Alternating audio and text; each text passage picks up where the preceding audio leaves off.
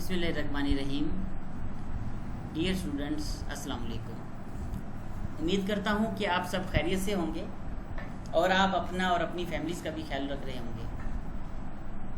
Previous lecture में हमने land revenue act 1967 में चैप्टर 6 में हमने बात की थी हेडमैन के ऊपर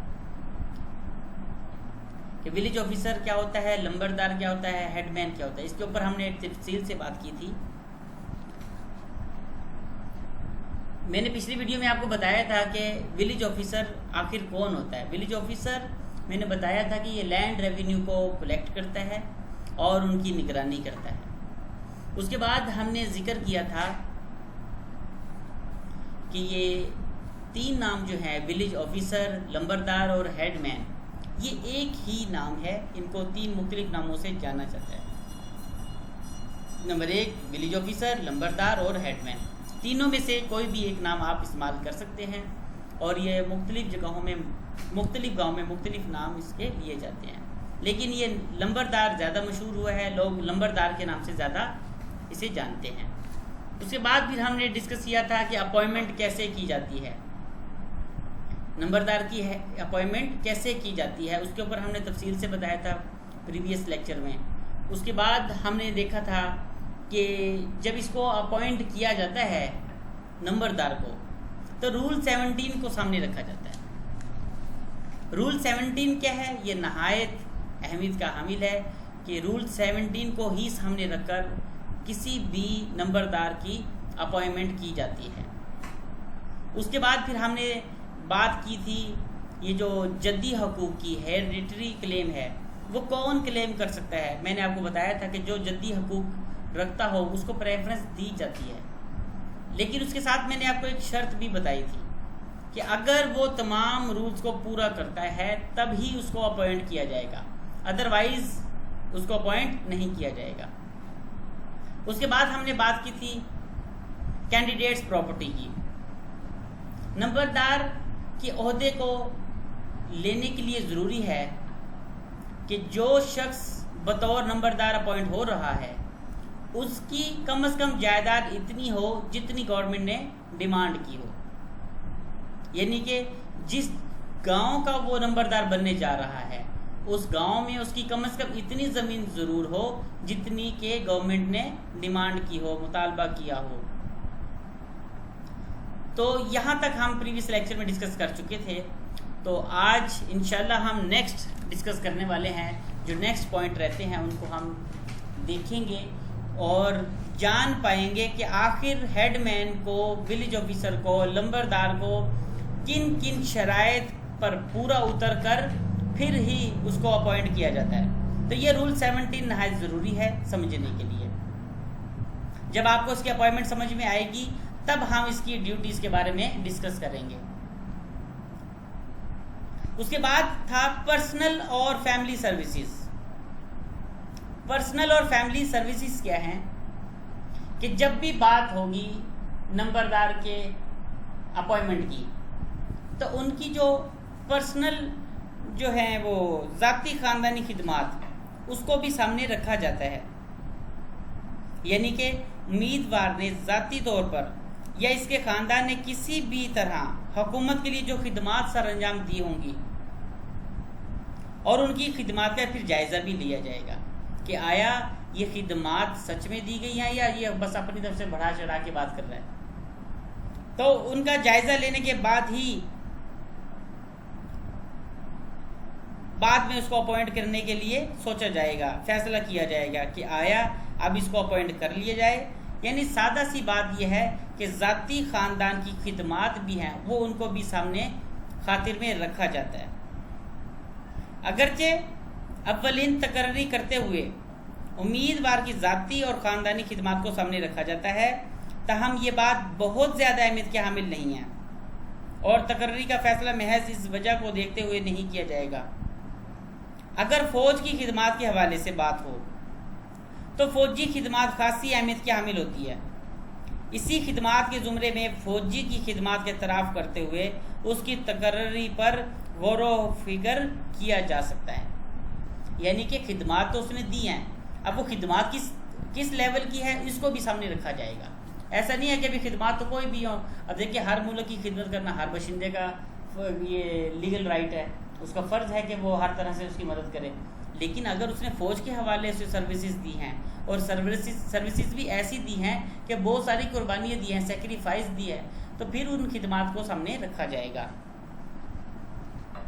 اس کے ساتھ بھی ایک ریفرنس ہے, سائٹیشن ہے پی ایل ڈی کی 1950 ہے, یہ پاکستان, یہ اس کا پیج نمبر ہے یہ 1106.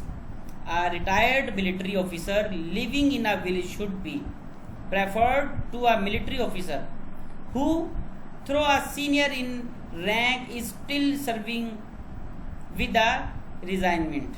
یعنی کہ گاؤں میں رہنے والے ایک ریٹائر فوجی جو ہے, افسر کو اگرچہ عہدے میں جونیئر ہو, اس فوجی افسر کو ترجیح دی جائے گی جو کہ عہدہ میں سینئر ہو کر مگر اس میں اب بھی خدمات انجام دے رہا ہو. اب اگر ہم نیکسٹ پوائنٹ کی بات کریں, پرسنل انفلوئنس, یہ بھی اسی سے ریلیونٹ ہے کہ یہ جو ذاتی اثر و رسوخ ہوتا ہے یہ بھی کافی اہمیت کا حامل ہوتا ہے. امیدوار کے ذاتی اثر و رسوخ, اس کا چال چلن, اس کا کردار, اس کے قرضے سے بریت کو بھی تقرری کرتے وقت قابل غور سمجھا جاتا ہے. آیا اس کا چال چلن تو ٹھیک ہے, یا اس کا لوگوں کے ساتھ جو بیہیو ہے وہ کیسا ہے, لوگوں کے ساتھ میل جول کیسا ہے. اب آپ کا لوگوں کے ساتھ اچھا میل جول بھی نہ ہو, اچھا اخلاق بھی نہ ہو, اچھے چال چلن نہ ہو, تب آپ کو کیسے اپوائنٹ کیا جائے. تو ان تمام باتوں کو بھی سامنے رکھا جاتا ہے. ذاتی اثر و رسوخ کی وضاحت درجل مقدمے میں کی جا سکتی ہے. وہ پی ایل ڈی 1966 ہے, ڈبلیو پی ہے, پیج نمبر 145 ہے. جب بہت سے امیدوار ایک امیدوار کے حق میں دستبردار ہو جائیں تو ایسے دستبرداری کو مقرر کردہ نمبردار کے ذاتی اثر و وثوق پر مبنی قرار دے دیا جاتا ہے, اور اسی طرح تعیناتی کو بحال بھی رکھا جاتا ہے. میرے خیال سے آپ کو سمجھ آ رہی ہوگی, بڑی سادہ سی باتیں کی جا رہی ہیں. اس کے بعد جس امیدوار کا کردار بے داغ ہوگا, اس کی سابقہ زندگی ہر قسم کے بڑے گناہ اور جرم سے مبرہ ہوگی, اور وہ پڑھا لکھا بھی ہوگا تو اس کو اہمیت دی جائے گی. بڑی سادہ سی بات ہے. اب اس میں ایک اور ہے سائٹیشن, پی ایل ڈی 1966 ہے, ڈبلیو پی پیج 140 ہے. ایک نمبردار کا کردار بے داغ ہونا چاہیے, جس میں بتایا گیا ہے معقول کردار کے مالک امیدوار کا ہی تقرر کیا جا سکتا ہے. سنی سنائی باتوں پر یقین کر کے امیدوار کی یہ بری شہرت پر تقرری سے انکار نہیں کر دینا چاہیے. یعنی کہ ایسا بھی نہیں ہے کہ لوگ صرف اس کو نیچا دکھانے کے لیے کہیں اپوائنٹ ہی نہ ہو جائے تو اس کے اوپر صرف اس کی گڈ ول کے اوپر اس کے اوپر صرف انگلی اٹھا رہے ہو یا اس کی ڈیفیمیشن کر رہے ہو, تو ایسا بھی نہیں ہوگا. اس کے بعد جب تک یہ بات ثابت نہ ہو جائے کہ امیدوار کا کردار واقع برا ہے, تب اس کو نااہل کیا جا سکے گا, اور اس مقصد کے لیے نمبردار کے بارے میں خفیہ تحقیقات کروائی جا سکے گی. امیدوار کو منتخب کیا جاتا ہے تو اس کے لیے انتخابات کا انعقاد نہیں کیا جائے گا, بلکہ اچھی یا بری شہرت کے لیے رائے دہی نہیں کروائی جاتی, بلکہ خفیہ تحقیقات کروائی جاتی ہے. اس میں کسی بھی طرح کا کوئی الیکشن نہیں ہوتا, کوئی ایسے نہیں ہوتا کہ جناب فلاں فلاں ڈیٹ کو اس کو اپوائنٹ کیا جائے گا, نہیں, بلکہ خفیہ طریقے سے پہلے اس کی چھان بین کر لی جاتی ہے, جو کہ میں اس بات سے سہمت نہیں ہوں. کیونکہ اگر خفیہ طریقے سے چھان بین کی جاتی تو آج ہمارے جو شہروں میں, ہمارے گاؤں میں جو نمبردار کا حال ہے وہ ایسا نہ ہوتا. اب آپ نے بھی دیکھا ہوگا نمبردار کا کیا رول ہوتا ہے, اس کے پیچھے کیا ہوتا ہے, بیک گراؤنڈ کیا ہوتا ہے, وہ سب جانتے ہیں. تو خیر اس بات سے میں متفق نہیں ہوں, یا ایسا کہہ لیں کہ اس قانون کو سامنے نہیں رکھا جاتا, کیونکہ اگر اس کو رکھا جاتا, چھان بین کے اس کو رکھا جاتا, تو نمبردار جو ہے وہ بندے کا پتر ہوتا. اب اگر ہم بات کریں next P L D 1962 E West Pakistan revenue صفحہ نمبر 6 کی, تو اس میں بتایا گیا ہے کہ کسی امیدوار کے متعلق پولیس اگر ذاتی رائے کا اظہار کر دے کہ اس کے علاوہ اس شخص کے خلاف دیگر کوئی الزامات نہ ہوں اور ایسی رائے پر انحصار نہیں کیا جا سکتا, کلیکٹر بھی کسی امیدوار کے متعلق پولیس رپورٹ تسلیم کرنے کا پابند نہیں ہے. اب پوائنٹ 6 میں آئیے, کمیونٹی اسٹرینتھ. یعنی کہ جماعت کی طاقت کا اس پہ کیا اثر رسوخ ہوگا. تو اس میں بتایا گیا ہے کہ نمبردار کی تقرری کرتے وقت یہ بات بھی نہایت اہمیت کے حامل ہے کہ دیکھا جاتا ہے کہ امیدوار اکثریتی جماعت یا فرقے سے تعلق رکھتا ہے، اس کو متعلقہ محال میں اکثریتی جماعت کی حمایت حاصل ہے اور خاصا مشہور ہے. اگر ہے تو ہی اس کو پریفرنس دی جا سکے گی. PLD 1966 ہے، WP پیج ہے اس کا 136 ہے. یعنی کہ عموماً نمبرداری کی تقرری کرتے ہوئے دیگر امور کے ساتھ اس بات کا بھی خیال رکھنا چاہیے کہ وہ شخص اکثریتی قوم سے تعلق رکھتا ہو. ایسا نہ ہو کہ اقلیتی قوم سے تعلق رکھتا ہو، پھر تو اسے کوئی جانتا ہی نہیں ہوگا. اسے کم از کم اکثریتی تعلق رکھنا چاہیے. اکثریتی قوم سے تعلق رکھنا ہر بار فوقیت والی بات نہیں ہے. ایسا امیدوار جس کے پاس زمین زیادہ ہے، اس کا مقام اونچا ہے، جس کا تجربہ زیادہ ہے، اس کو اکثریتی قوم سے تعلق رکھنے والے پر فوقیت دی جا سکے گی. اب PLD 1958 E West Pakistan revenue صفحہ نمبر 140 میں ہے. وہ کہتا ہے کہ اس شخص کو جس کے پاس جدی حقوق تھے اور سرکاری مطالبے سے زمین بھی کہیں زیادہ تھی، تو ایسے شخص پر ترجیح دی گئی ہو جو اکثریتی قوم سے تعلق رکھتا ہوگا. یعنی کہ وہ اب سادہ سی باتوں میں یہ کہنا چاہتا ہے کہ وہ تمام تر ٹرم اینڈ کنڈیشن کو فلفل کرے، تب ہی اسے اپوائنٹمنٹ کیا جا سکے گا. اب نیکسٹ پوائنٹ ہے 7 ڈیفنس ٹریننگ. دفاعی تربیت کیسے کی جائے گی؟ سرحد کے ساتھ واقعہ تحصیل کے نمبردار کی صورت میں اس کی سول دفاع کی تربیت جو اس نے لی ہو اسے بھی دیکھا جائے گا، اسے بھی اہلیت میں شمار کیا جائے گا. سرحد کے قریب واقعہ تحصیل کی صورت میں سول دفاع کی تربیت بڑے کام آتی ہے. اسی لیے نمبردار کی اولین تقرری کرتے ہوئے ان کی حاصل کردہ دفاعی جو سروسز ہیں ان کو اس کو مد نظر بھی رکھا جا سکتا ہے. نہایت سادہ سی بات کہ اس نے اگر کوئی سول ٹریننگ لی ہو تو اس بات کو بھی خاطر میں رکھا جائے گا اس کی تقرری کرتے وقت. اب نمبردار بننا میں نہیں سمجھتا کہ یہ اتنا مشکل ہے.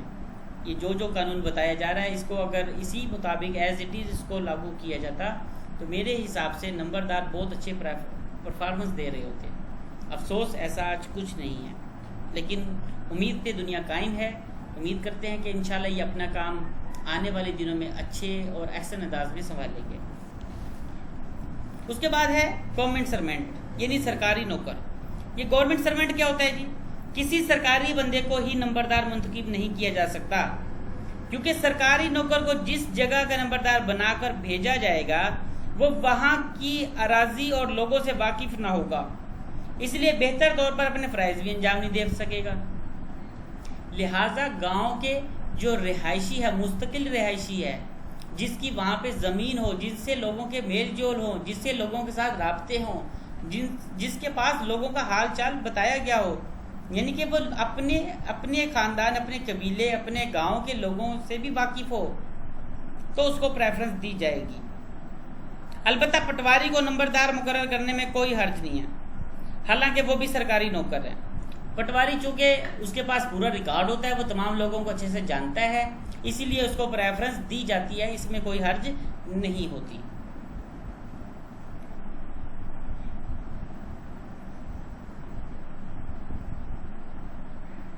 اب اگر ہم بات کریں پوائنٹ 9 کی،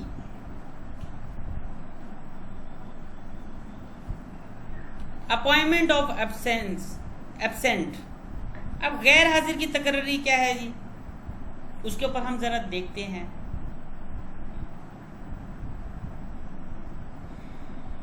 عام طور پر ضروری ہے کہ نمبردار کو جس محال کے لیے مقرر کیا گیا، جس جگہ کا وہ رہائشی ہے، تو کچھ ہی فاصلے پر رہائش پذیر ہو تو اس کو حاضر امیدوار ہی مانا جائے گا. مثال کے طور پر جس گاؤں کا وہ رہائشی ہے وہ وہاں پہ موجود ہے تو اس کو حاضر مانا جائے گا. اس کے لیے ضرور سائٹیشن بھی ہے PLD 1967 WP REV 159.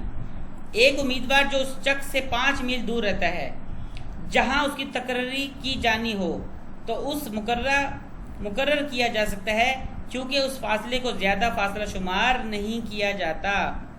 PLD 1950 ہے، آئین پنجاب ریونیو، صفحہ نمبر 18۔ کسی موضوع امیدوار کے دستیاب نہ ہونے کی صورت میں ایک غیر حاضر شخص کو نمبردار منتخب کیا جا سکتا ہے۔ اگر کسی شخص کو اس شرط کی بنا پر نمبردار مقرر کیا جائے کہ وہ رہائش محل میں ہی رہے گا تو اگر وہ یہ شرط پوری نہ کر سکے تو اس کو نمبرداری سے ہٹایا جا سکتا ہے۔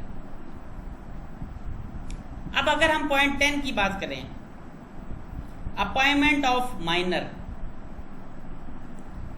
نابالغ کا تقرر کیسے کیا جائے گا؟ نابالغ وہ فرد ہے جو قانون بلوغت کے تحت 18 ایئر سے کم از کم عمر کا ہو، یعنی کہ 18 ایج سے کم ہو۔ نابالغ ہونا نمبرداری کے لیے کوئی روک نہیں ہے۔ کلیکٹر اگر نابالغ کو دیگر معیار کے مطابق پائے، یعنی کہ اگر وہ یہ سمجھتا ہے، مناسب سمجھتا ہے کہ یہ اپنے معاملات کو احسن انداز میں چلا سکتا ہے تو کوئی حرج نہیں ہے۔ اگر کلیکٹر نابالغ کو دیگر معیار کے مطابق پائے، دیگر اہلیتوں کے مطابق پائے تو اس کا تقرر نمبردار کے طور پر کیا جا سکتا ہے۔ PLD 1966 ہے، آئین مغربی پاکستان ریونیو، صفحہ نمبر 158۔ قانونی طور پر کلیکٹر مجاز ہے کہ کسی نابالغ کو نمبردار مقرر کرے، البتہ اگر نابالغ زیادہ چھوٹی عمر کا ہو تو کلیکٹر اتنا کر سکتا ہے کہ اس کے بالغ ہونے تک نمبرداری کے فرائض انجام دینے کے لیے اس کا کوئی سربراہ مقرر کر دے۔ اب کیا ہے جی؟ پوائنٹ 11 ہے، اپوائنٹمنٹ آف فیمیل، عورتوں کی تقرری کیسے کی جائے گی؟ ایک مونس امیدوار کو مقرر کیا جا سکتا ہے جبکہ وہ اکیلی مالک ہو یا جب اس کی فوقیت دینے کے لیے خاص وجوہات ہوں، اور اس کے لیے بھی سائٹیشن موجود ہے، PLD 1958 WP پیج 138۔ تو صرف تقرری کے لیے کوئی رکاوٹ نہیں، عورت نمبردار بن سکتی ہے، اور آپ نے دیکھا بھی ہوگا کہ دنیا کی پہلی خواتین ہی تھی جو نمبردار اپوائنٹ ہوئی تھی۔ اب آ جائیں پوائنٹ 12 میں، مائیگریٹڈ، جو یہ مہاجرین ہے، کیا وہ نمبردار بن سکتے ہیں؟ آئیے ذرا دیکھیے۔ مہاجرین جیسے جموں کشمیر سے آئے ہوں لوگ جو کسی ایک گاؤں میں رہائش پذیر ہو چکے ہوں تو ان کو بھی نمبردار بنایا جا سکتا ہے، اور اگر وہ دیگر اہلیتوں پر پورا اترے ہوں تو یہ شرط ہے اس کے اوپر۔ اپوائنٹ 13 میں آئیے، فزیکل انکیپیسٹی، جسمانی نااہلیت۔ اب جسمانی نااہلیت کو بھی دیکھا جائے گا کہ دماغی لحاظ سے کوئی امیدوار کمزور تو نہیں ہے، اس کو نظر انداز نہیں کیا جا سکتا۔ اب دیکھیں ایک بوڑھا شخص ہے، اس کو نہ تو نظر آتا ہے، نہ تو اونچا اسے ٹھیک سے سنائی دیتا ہے۔ جب اسے نہ دکھائی دیتا ہو، نہ سنائی دیتا ہو، اور نہ ٹھیک سے وہ چل پھر سکتا ہو، یعنی کہ اس کو تو کچھ نظر ہی نہیں آتا، تو وہ چلے پھرے گا کیسے؟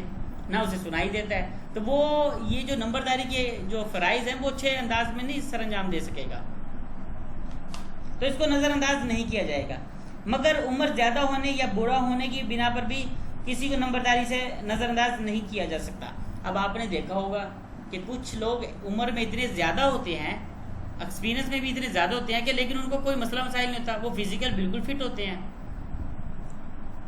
صرف بڑھاپا، نظر انداز، کمزور ہونا نمبرداری کی نااہلیت میں شمار نہ ہوگا۔ اب ہے 14 point, appointment in colonies and state, colony کے محلات کے لیے اگر نمبرداری کی تقرری کی جا رہی ہو تو خاص طور پر اس بات کا خیال رکھا جائے گا کہ نمبردار کوئی ایسا شخص ہو جو سرکاری اراضی کی بہتر دیکھ بھال کر سکے اور اپنے فرائض انجام دے سکے، کیونکہ کالونی کے محل میں سرکار کے مفادات اور حقوق بہت زیادہ ہوتے ہیں۔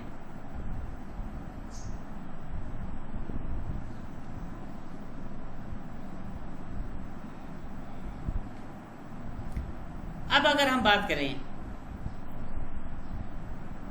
پوائنٹ 15 کی، ٹمپریری ہیڈ مین، کہ آخر ٹمپریری ہیڈ مین کب اپوائنٹ کیا جائے گا؟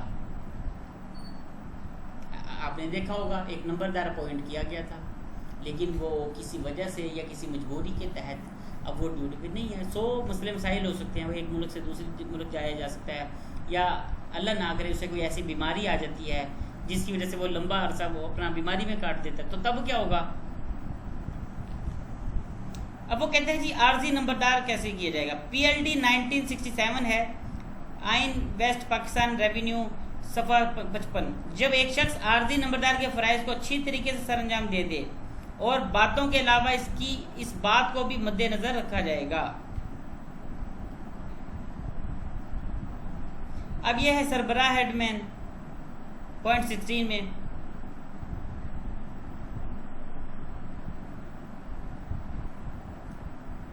اگر اصل مقررہ کردہ نمبردار نابالغ ہو, نابینا ہو, بیمار ہو یا کسی وجہ سے غیر حاضر ہو جائے تو کلیکٹر مجاز ہے کہ اسے اس کے خاندان کے کسی فرد کو اصل نمبردار کا سربراہ مقرر کر دے تاکہ سربراہ اصل نمبردار کے فرائض انجام دے سکے. لیکن سربراہ نمبردار بننا اس شخص کے لیے آئندہ کبھی اہلیت میں شمار نہ ہوگا.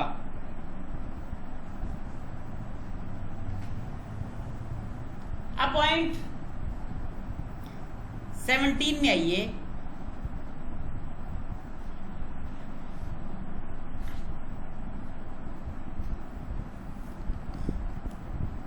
پوائنٹ 17 ہے رول آف پریمو جنیچر.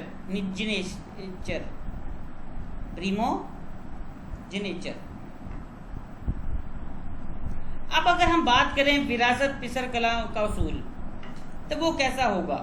PLD 1950 ہے اس کے لیے 1173.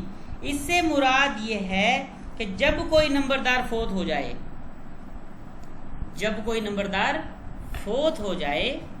ذرا ہم اسے یہاں پہ ایڈجسٹ کر لیتے ہیں,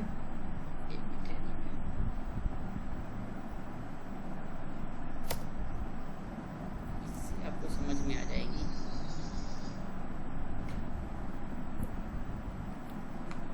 .1 کر لیتے ہیں اسے ہم, اور اسے ہم سینٹر کر لیتے ہیں تاکہ آپ اسے آسانی کے ساتھ سمجھ پائیں گے. جی تو ہم بات کر رہے تھے پوائنٹ 17 کی, رول آف پریمو جنیچر. اس سے مراد یہ ہے کہ جب کوئی نمبردار فوت ہو جائے تو ایک ہی سطح کے بورسہ میں سب سے بڑی عمر کا مرد وارث قرار پاتا ہے, اور جہاں تک ممکن ہو جدی حقوق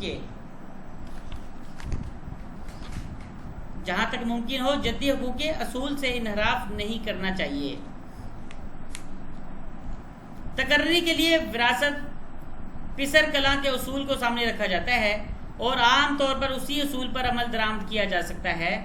یہ تقرری کے اصول تھے. اگر کلیکٹر اس کے علاوہ کسی اور اصول کو مناسب سمجھے تو اس کے مطابق تقرری عمل میں لائی جا سکتی ہے. یہ تھے وہ 16 یا 17 رول جو رول 17 بتاتی ہے. یعنی کہ اب اگر ہم اسے اب سادہ سے لفظوں میں بیان کریں کہ ہیڈ مین کا کام کیا ہے, وصولی کرنا لینڈ ریونیو کی اور نگرانی کرنا. اس کے بعد ہم نے کہا اسے اپوائنٹ کیسے کیا جائے گا, تو ہم نے جانا کہ رول 17 کو سامنے رکھا جائے گا جس میں جدی حقوق ہے, اس کے بعد جائیداد ہے, پرسنل جو ذاتی اثر و وثوق ہے اس کو ہے, ذاتی جو اس کے خیالات ہیں, ذاتی اس کے ساتھ جو لوگوں کے ساتھ معاملے ہیں اس کو دیکھا جائے گا, اور کمیونٹی اسٹرینتھ کو دیکھا جائے گا. یعنی کہ یہ وہ تمام پوائنٹس کا ذکر کر رہا ہے جس کو خاطر میں لا کر اس کی اپوائنٹمنٹ کی جا سکے گی. اب سادہ لفظوں میں اگر ہم بات کریں کہ ایک نمبردار کو تب ہی اپوائنٹ کیا جائے گا جب وہ جدی حقوق رکھتا ہوگا, نمبر 2 پڑھا لکھا ہوگا, نمبر 3 جائیداد زیادہ رکھتا ہوگا, یعنی اتنی جائیداد تو ہو کم از کم جتنی گورنمنٹ ڈیمانڈ کرتی ہے, اور اس کے بعد وہ سول ڈیفنس جو ڈیفنس ٹریننگ ہے اگر وہ کی ہو, کمیونٹی اسٹرینتھ ہو, گورنمنٹ سروینٹ ہو, اپوائنٹمنٹ آف ابسینٹ ہو, اپوائنٹمنٹ آف مائنر ہو.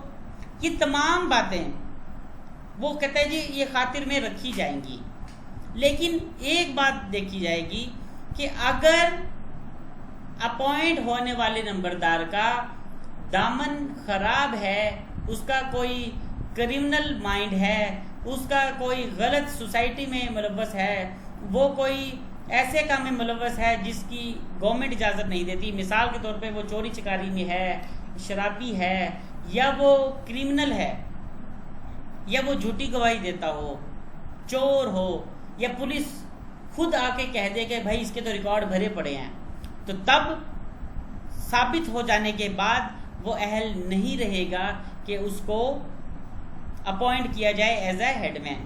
یعنی کہ یہ کرائیٹیریا ہے کہ اگر وہ اس کرائیٹیریا میں پورا اترے گا تب ہی اسے اپوائنٹ کیا جا سکے گا۔ تو یہ وہ 17 یا 18 رولز ہیں جن کو ہم نے ذکر کیا، ویسے تو بے شمار رولز ہیں، لیکن یہ چند اہم رولز پوائنٹس تھے جو میں نے آپ کے ساتھ شیئر کر لیے۔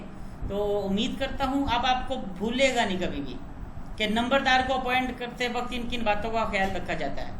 اور یہ ویڈیو ان لوگوں کے لیے بھی نہایت اہمیت کے حامل ہے، امپورٹنٹ ہے، جو خود نمبردار ہے، کیونکہ نمبردار کو جب پتہ ہوگا کہ میرے رائٹس اینڈ ڈیوٹیز کیا ہیں، آخر میرے اختیارات کیا ہیں، پاورز کیا ہیں میرے پاس، تب ہی وہ اپنے کام کو اچھے طریقے سے سر انجام دے سکے گا۔ افسوس کے ساتھ اب بہت سارے نمبردار اپوائنٹ ہو جاتے ہیں ایسی جدی کشتی، وہ کہتے ہیں جی ہم جدی حقوق رکھتے ہیں لہٰذا ہمیں اپوائنٹ کر لیا جائے، اور اپوائنٹ بھی کر لیا جاتا ہے، اور اس کے بعد ان سے جب کام لیا جاتا ہے تو ان کو کچھ پتہ ہی نہیں ہوتا ہے، بس وہ بیچارے پھر اپنا ٹائم پورا کر لیتے ہیں۔ لیکن اصلاحات جو ہیں وہ ہونی چاہیے۔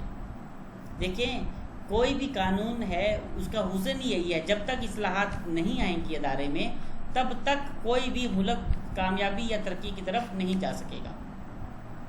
اب اگر دیکھیں آپ نے یہ ساری قدغن تو لگاتی ہیں، اگر آپ خود ذرا سوچیں آج اپنے ارد گرد کے نمبردار پر اگر نظر دوڑائیں تو کیا یہ تمام باتیں ان میں پائی نہیں جاتی؟ ابھی جو تمام شرائط جو لگائی گئی ہیں کیا وہ ان پہ پورا اترتے ہیں؟ اور اگر وہ پورا اترتے ہیں کیا وہ اپنے اختیارات جانتے ہیں، سمجھتے ہیں؟ تو میرا مقصد آج کا وہ ہے لیکچر شیئر کرنا، کسی نمبردار کی یا کسی کی دل آزاری کرنا نہیں ہے۔ میں یہ کہتا ہوں کہ ہر عہدے کو چاہیے کہ اپنے اختیارات کو پہلے جان لیں۔ جب ہم اختیارات کو جان لیں گے تب ہی ہم اپنے کام کو احسن انداز میں سر انجام دے سکیں گے۔ نمبردار ایک اہم عہدہ ہے، اگر وہ احسن انداز میں کرے گا تو وہاں کے رہنے والے لوگوں کو مسائل کا سامنا نہیں کرنا پڑے گا۔ ابھی تو میں آپ کو اس کی ڈیوٹیز کے بارے میں بتاؤں گا کہ آخر نمبردار کی ڈیوٹیز کیا ہیں، کیا وہ یہ ڈیوٹیز پرفارم کرتا ہے، اور اگر نہیں کرتا تو آپ اس کو کس قسم کی سزا دلوا سکتے ہیں۔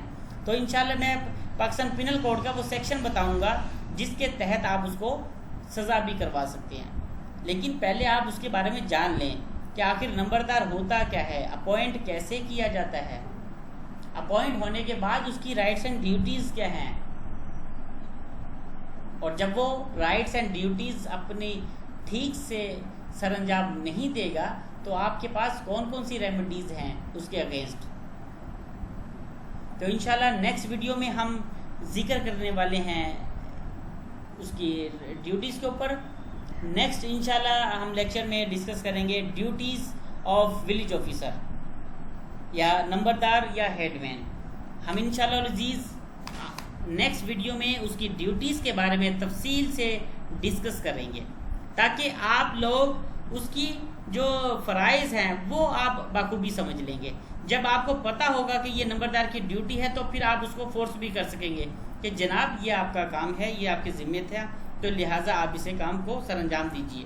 اور اگر وہ دینے سے انکار کرے گا تو پھر آپ کے پاس ریمیڈیز ہوں گی، وہ ریمیڈیز کو آپ اویل کر کے اپنا آپ انشاءاللہ بہتری لا سکیں گے۔ تو امید کرتا ہوں یہ ویڈیو آپ کے لیے فروٹفل ہوگی اور آپ اسے غور سے سنیے گا، اور پیج کو ہمارا جو یوٹیوب چینل ہے لیگل میجسٹر، اس کو خدارہ ضرور لائک کیجئے گا، سبسکرائب کیجئے گا، اور آپ شیئر بھی کریے گا، اس سے ہماری حوصلہ افزائی ہوگی۔ اور اگر کوئی کویسچن ہو اس سے ریلیونٹ تو ضرور کریے گا، مجھے کمنٹس کریے گا، میرا پرسنل نمبر وہاں پہ یوٹیوب پہ موجود ہے، آپ مجھ سے کسی بھی طرح کا کوئی کویشچن کر سکتے ہیں، جو کہیں بھی آپ کو یعنی کہ کوئی پوائنٹ کلیئر نہ ہو رہا ہو، تو انشاءاللہ ہم آپ کے پوائنٹ کو کلیئر کریں گے۔ شکریہ۔